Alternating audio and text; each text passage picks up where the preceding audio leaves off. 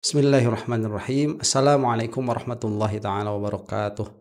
Alhamdulillahi rabbil alamin. Wa sallallahu ala sayyidina Muhammadin wa ala alihi wa sahbihi wasallam. Amma ba'du. Upaya untuk membuat chaos di negara kita ini sudah berlangsung 2 hari. Itu secara chaoticnya ya. Adapun usahanya sudah dilaksanakan sejak lama. Yang mana tadi malam kita melihat di beberapa tempat terjadi bentrokan antara aparat kepolisian dengan demonstran. Dan saya belum melihat ada tanda-tanda reda karena dari berbagai pihak ini masih mengupayakan kerusuhan terjadi. Dan sampai saat ini saya baru melihat ada ketua PBNU yang memberikan respons terhadap perkara ini dari segi ulama begitu ya, yang terkenal sebagai ulama, karena saya lihat ketua PBNU sekarang itu ilmunya nggak dalam-dalam juga gitu, nggak dalam-dalam amat. Dan pernyataan itu apa ya, dia hanya bersifat formal saja tidak bersifat substansial begitu, tidak ada substansinya. Dan buat para penonton channel ini, itu saya pernah membuat satu video mengenai adu setannya Habib Rizik ya, dan kita akan melihat itu lagi sebelum kita melanjutkan kepada apa yang bisa kita bicarakan perbincangan di video ini. Kita akan melihat dulu ya bagaimana perkataan Habib Rizik ini 1 bulan yang lalu mengenai adu setan, dan ini sekarang lagi rame-ramenya. Dan saya ya, sebelum kita menyaksikan video itu, ini harus melihat apa yang terjadi dari sudut pandang syariat begitu. Karena sekali lagi belum ada orang yang membahas hal ini. Jadi harus dilihat dulu bahwa dari segi syariat apa yang dilakukan, terutama oleh demonstran-demonstran yang sampai melempari batu, kemudian merusak pagar, kemudian membakar fasilitas umum. Ini adalah demo yang haram. Andai kata kamu mati dalam keadaan punya niat seperti itu, kamu mati su'ul khotimah. Makanya jauhi perbuatan-perbuatan ini yang merusak, itu jauhi ya, nggak boleh ada di situ. Adapun kemarin ada seorang pengemudi ojek online yang wafat, itu yang bersangkutan bukan ingin demonstrasi, dan yang bersangkutan tidak merusak apapun begitu. Itu ada pada tempat dan waktu yang salah saja secara kejadian syariat begitu ya, bukan secara takdir. Yang mana ala kulli hal yang mau kita soroti adalah orang-orang yang melakukan demonstrasi sampai malam, malah sampai dini hari, yang kemudian merusak fasilitas umum, yang mana kemudian berusaha untuk meluaskan eskalasi ini menjadi sebuah makar terhadap negara. Yang mana makar terhadap negara ini sering sekali dilontarkan kepada para habaib, Habib Rizik diantaranya itu salah satunya. Padahal mana nggak turun begitu. Nah, ini harus dilihat bahwa orang-orang yang memberikan stigma seperti itu justru mereka sendirilah yang berbuat seperti itu. Ini di belakangnya ada maling teriak maling. Nah, sebelum kita memberikan perbincangan ini lebih lanjut ya, kita saksikan dulu nih perkataan Habib Rizik, yang mana ini videonya selama kurang lebih 6 menit. Jadi bagi yang sudah pernah melihat ini silahkan skip di 6 menit ke depan ya, buat yang mau hemat kuota dan hemat waktu. Kalau yang sudah melihat, yang belum saya sarankan untuk melihat dulu, karena perkataan para ulama ini mereka dalam dan biasanya itu everlasting ya, minimalnya itu berlaku sangat lama sekali. Ini kita saksikan. Nah, yang terakhir saudara, saya mau sampaikan kepada semua di sini, ini negara lagi kacau balau. Ini negara aturannya makin kemari makin gak jelas. Menteri sama menteri pernyataannya saling menyerang. Menteri sama menteri banyak yang tidak koordinasi. Udah gitu saudara, banyak yang teriak perangi korupsi, tapi korupsinya makin bertambah. Saudara, memerangi korupsi bukan dengan mulut, bukan. Seorang pejabat kalau mau memerangi korupsi, katakan presiden mau memerangi korupsi, bukan dengan teriak saudara, bukan dengan mulut, tapi dengan aturan, dengan regulasi, dengan penegakan hukum. Kalau betul presiden menegakkan hukum, perangi koruptor. Presiden kita berkali-kali berteriak, ayo perangi koruptor. Saya akan perangi koruptor. Saya tidak takut itu ancaman koruptor. Sudah bagus kalimatnya. sudah bagus kata-katanya. Tapi sekarang yang kita minta adalah actionnya, tindakannya. Korupsi nggak bisa dihapus dengan kata-kata. Korupsi nggak bisa dihapus dengan teriak-teriak. Korupsi nggak bisa dihapus, saudara, dengan retorika. Korupsi hanya bisa dihapus dengan penegakan hukum. Tangkap semua koruptor, jebloskan mereka ke penjara. Hukum yang berat tanpa pilih bulu. Setuju tidak? Ya, setuju. Setuju tidak? Setuju. Takbir. Allahu Akbar. Saya berkali-kali sampaikan, saudara. Udah lama ya. Ini setuju betul. Jadi kalau mau bukan masalah bubarkan DPR, bubarkan DPR. Kalau mau ada agenda yang lama begitu ya, manfaatnya untuk Indonesia yang bisa ditekankan sekarang, itu tangkap koruptor begitu, bukan. Termasuk DPR-nya tuh si Eko, si Roni itu tangkap ya. Ya minimalnya karena sudah bikin gaduh. Ini korupsi udah makin gila, triliun-triliunan. Bukan lagi korupsi yang miliaran. Triliun.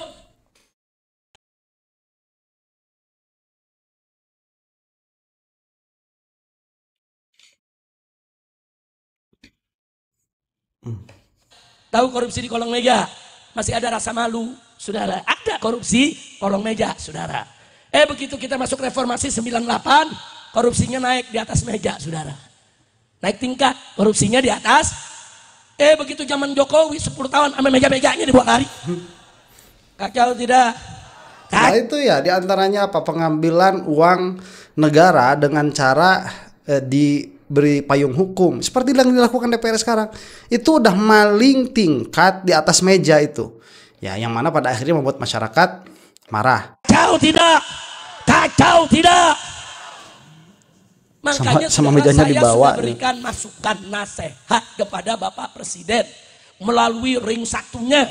Saudara, orang-orang yang ada di sekitarnya, saudara, dari sebelum dilantik saya sampaikan kepada mereka supaya disampaikan kepada Bapak Presiden, kalau nanti sudah dilantik tanggal 20 Oktober, tolong orang-orang bermasalah jangan lagi diangkat jadi pejabat, jangan diangkat jadi menteri, jangan diangkat di lingkungan presiden, jangan diangkat jadi komisaris di BUMN negara. Sampai saya sebut, saudara, Jokowi dan kroni-kroninya jangan dipakai. Saya sebutkan satu persatu namanya, si A, si B, si C, sampai sekian belas. Saya bilang, sampaikan ke Bapak Presiden, kalau orang-orang ini tetap dipakai, saudara, Presiden tidak akan pernah bisa bekerja dengan baik. Oke, itu cuma belasan orang sebetulnya ya. Tidak, orang-orang ini akan merongrong, akan terus bikin masalah. Saya sebutin satu-satu itu nama saudara. Begitu selesai dilantik, bikin kabinet, yang saya sebutin semuanya masuk kabinet. Nah itu. Ini gimana ceritanya, saudara? Kita kasih saran, usulan, nasihat. Saya sebut nama satu-satu. Yang saya sebut, saudara, hampir semua masuk jadi pejabat, saudara. Nah, kita mesennya bukan diangkat jadi pejabat, jangan diberikan jabatan. Betul. Nah, buktinya kita lihat. Ini yang belum saya tekankan juga, bahwa pihak para ulama ini, termasuk dalamnya Habib Rizik, itu tidak minta jabatan. Yang minta itu pilih orang lain, jangan orang itu. Yang mana sekarang terbukti ya, ini demo bisa berhari-hari nih. Jokowi dengan 17 menteri Prabowo saat ini masih orang dalam juga itu. Jokowi, saudara. Makanya jangan kaget kalau Prabowo lagi keluar negeri, menteri-menteri tadi mundar-mandirnya ke Solo. Presidennya di Jakarta, bukan di Solo.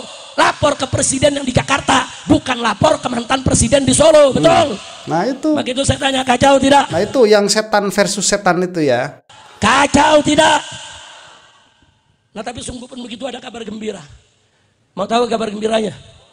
Betul. Nah sekarang alhamdulillah setan lagi pada ribut. Setan pada ribut, saudara.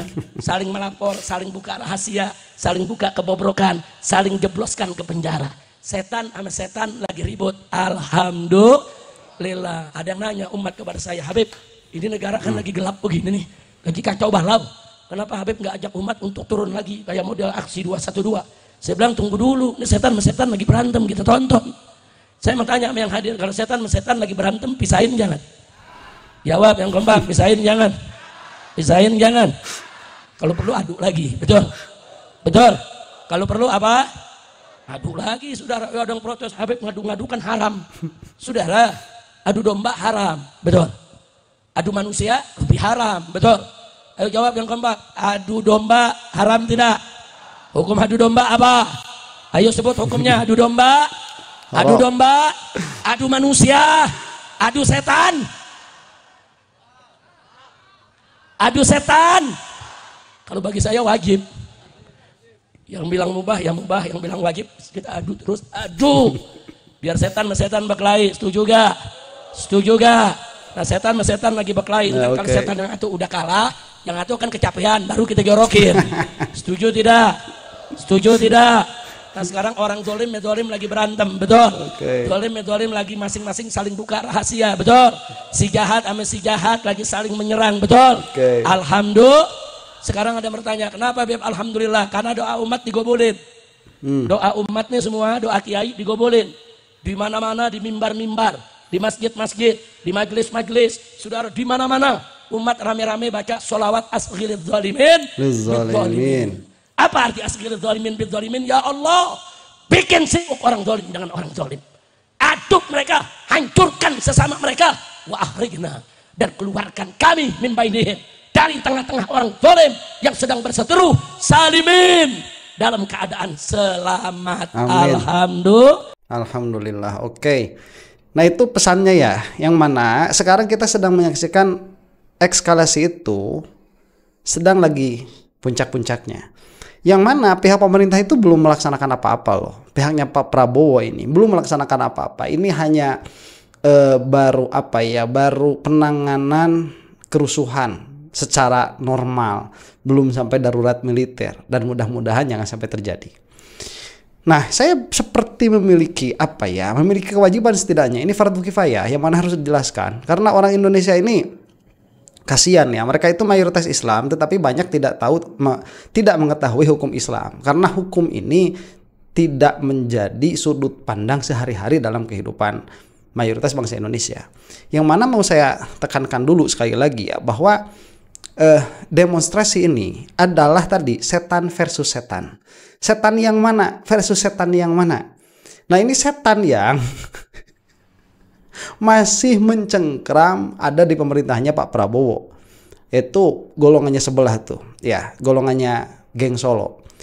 Kenapa dikatakan demikian? Karena tadi ya, ini untuk yang tidak melihat hal itu sepertinya matanya harus dibuka juga. Kemarin kita dengar ada perkataan dari Hendro Priyono, yang mana Hendro Priyono itu siapa? Semua orang juga mungkin pada tahu begitu ya. Yang mana dia itu blaming. Sebelum blaming itu, sebelum menyalahkan itu ada kata-kata bahwa ini akan ada korban jiwa begitu, sampai ada korban jiwa. Malah korbannya nanti akan sampai anak-anak. Kemudian menyebutkan nama-nama ya, kayak George Soros begitu, kemudian Rockefeller. Itu mah udah basi ya. Economic hitman itu udah bukan itu lagi orangnya sekarang. Yang mana saya lihat dia itu mencampurkan antara perkataan yang benar dengan perkataan yang salah. Dan tatkala perkataan yang benar dan yang salah ini dicampurkan, pada akhirnya kita susah untuk membedakannya. Nah, kemarin saya tidak membahas hal itu karena situasinya itu sedang buruk-buruknya begitu ya. Ada korban jiwa, yang mana kalau nyawa sudah hilang itu sudahlah, analisa segala macam itu akhirnya tidak berguna, tidak berfungsi, apalagi yang wafatnya seorang mukmin begitu. Nah, yang mana di sini pada akhirnya kita harus melihat ya, demonstrasi ini secara hukum ini bagaimana. Yang mana saya katakan sekali lagi bahwa berekspresi ya, ada kan bahasanya itu berkata yang benar di sisi amirin zolimin begitu ya, di sisi pemerintah yang zalim. Itu kan berkata begitu, bukan membakar ya, bukan membakar fasilitas umum, kemudian membahayakan diri sendiri, kemudian membahayakan diri orang lain. Yang mana orang-orang yang pada akhirnya ikut sampai batas itu ya, ikut ke demo sampai batas itu, sampai batas membahayakan diri sendiri, membahayakan orang lain, kemudian merusak fasilitas umum, itu adalah orang-orang yang sedang melakukan perbuatan haram.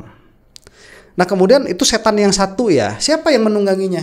Ya, baca sendirilah ya. Saya belum mau menyebutkan dulu. Cuman tadi udah disebutin juga kan, secara implisit begitu ya. Sudah banyak juga orang yang menyebutkan. Nah, dari segi polisinya gimana? Sama. Karena harus tahu polisi ini, yang ada sekarang ini, itu sedang di bawah pemimpin siapa? Si Kapolri yang ada sekarang nih. Kapolri nggak jelas itu, Listio Sigit ya. Yang mana kebijakan-kebijakannya itu nggak jelas juga. Masalahnya juga banyak. Yang ini pada akhirnya dipakai untuk membuat chaos. Padahal orang-orang kita loh ya, itu nggak mau ada chaos sama sekali. Dari pemerintahan Pak Prabowo tidak menginginkan adanya kerusuhan. Kemudian dari pihak masyarakat yang masih menggunakan pola pikir juga tidak mau ada kerusuhan, apalagi sampai darurat militer, itu tidak akan mau sampai terjadi. Tetapi ini dipakai sampai si Listio Sigit itu buat apa? Untuk berhadapan langsung dengan masyarakat, yang mana kita harus mengakui sudah ada kehilangan nyawa, yang mana kehilangannya nyawa juga bukan accident, itu bukan, itu sengaja satu mobil digas kepada kerumunan manusia, yang mana sangat mungkin dan besar kemungkinan terjadi ada yang tertabrak, dan memang sudah terjadi ada yang tertabrak. Kemudian permasalahan ini juga tidak diselesaikan dengan serius, malah dikatakan ini adalah pelanggaran kode etik, yang mana orangnya itu mau dipakai dulu, disekap dulu begitulah ya, di pemindahan posisi selama 20 hari untuk diperiksa. Ini ketololan lagi, yang mana potensinya bikin masyarakat marah lagi. Atau membuat proksi itu yang sebelah itu memiliki alasan untuk berbuat anarkis lagi. Dan ini sudah terjadi di mana-mana. Ya, di berbagai kabupaten, DPRD jadi sasaran dan lain sebagainya. Nah, yang ingin saya utarakan di sini adalah ya, jangan ikut-ikutan dalam permasalahan ini bagi orang-orang yang memang beragama Islam, karena ini adalah demonstrasi yang haram kalau sampai melewati batas tertentu ya. Nah, bagaimana kemudian caranya tuh ya, karena saya juga tidak mengatakan bahwa kita ini sedang baik-baik saja, tidak. Ini kalau kita lihat 3 orang ini ya, si Uya, si Pasha yang kemarin masuk ke mana Densu, orang tolol juga dia. Kemudian si Kuya tuh ya, si Eko, si Uya, si Pasha. Ini partainya sama, PAN, Partai Amanah Nasional. Ya, ini sama partai artis nasional sama. Ini kok kelakuannya sama juga begitu. Ini apa standar PAN begitu, atau ini ada sesuatu yang lain di belakangnya? Kita juga nggak tahu. Ya, dan membuang waktu di situ itu membuang energi yang amat sangat banyak. Yang mana pada akhirnya Indonesia ini unik ya. Kalau kita memang mau sedikit banyak ada perubahan di negara ini, cara satu-satunya yaitu dengan mendekati para ulama. Nanti biar para ulama yang mendesak para umaro. Itu jalan satu-satunya, bukan masyarakat langsung berhadapan dengan pemerintah. Yang mana pada akhirnya ini akan menjadi bahan tunggangan bagi orang-orang yang memiliki agenda tertentu. Dan jangan sampai kita ini yang memiliki pola pikir ini, yang memiliki daya nalar ini dipakai ditunggangi oleh orang-orang yang punya kepentingan. Karena kenapa? Karena pada akhirnya apabila kita itu ditunggangi oleh orang lain, kita akan rugi sendiri, kita akan hancur begitu. Nah, jadi cara satu-satunya begitu, mendekat kepada para ulama supaya para ulama ini dilihat oleh para umaro memiliki kekuatan politik, yang mana pada akhirnya sebetulnya para ulama ini gak bakalan masuk politik praktis sebetulnya. Dia hanya seperti Habib Rizik ini saja begitu, tidak akan meminta jabatan tetapi akan memberikan rekomendasi. Ini bacaan dari lapangan seperti ini. Orang-orang ini jangan dijadikan mitra di dalam pemerintahan, jangan dijadikan pejabat atau komisaris BUMN dan sebagainya. Nah, itu hanya memberikan rekomendasi seperti itu saja para ulama itu. Tetapi ya umaro ini, pemerintahan ini tidak akan mendengar apabila tidak melihat sang alim ini, katakanlah di sini seperti Habib Rizik misalkan begitu ya, itu tidak memiliki kekuatan, nggak bakal bisa didengar.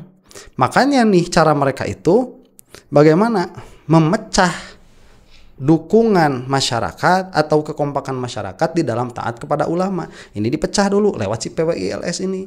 Nah, ini setelah dipecah, Prabowo kemudian melihat bahwa ini kekuatan habaib sudah melemah begitu ya. Sebagaimana itu juga sering digembar-gemborkan, sering diutarakan, padahal ya sebetulnya tidak begitu juga. Yang mana pada akhirnya melihat rekomendasi para alim ulama ini tidak perlu ditanggapi karena memang tidak memiliki kekuatan politik. Nah, apabila itu sudah tidak ditanggapi, maka kekuatan politik yang lain yang bisa mempengaruhi. Siapa itu diantaranya? Ya si Jokowok itu ya diantaranya. Akhirnya pemerintahannya tidak berdaulat. Tatkala pemerintahannya tidak berdaulat, maka perebutan kekuasaan itu terjadi di pemerintahan sendiri. Nah, apabila perebutan kekuasaan terjadi di pemerintahan sendiri, siapa nanti yang bisa dijadikan alat untuk memenangkan salah satu pihak? Ya, masyarakat lagi. Makanya kita melihat sekarang seperti itu kejadiannya. Ini seolah-olah rakyat versus pemerintah, padahal bukan. Ini pemerintah versus pemerintah. Makanya disebut ini syaiton lawan syaiton. Ya, syaiton yang satu mana? Syaiton yang satu itu orang-orang yang berusaha untuk menggulingkan pemerintahan yang resmi. Itu syaitan yang satu. Syaitan yang kedua siapa? Syaitan yang kedua yang membuat anarkis di jalan-jalan. Yang buat anarkis di situ, yang dibayar, yang ada duitnya. Dari mana bayarannya? Memang gak bakalan ketemu, nanti lewat rekening gak bakalan ketemu. Ini sekarang semi organik lah ya bahasanya itu mungkin.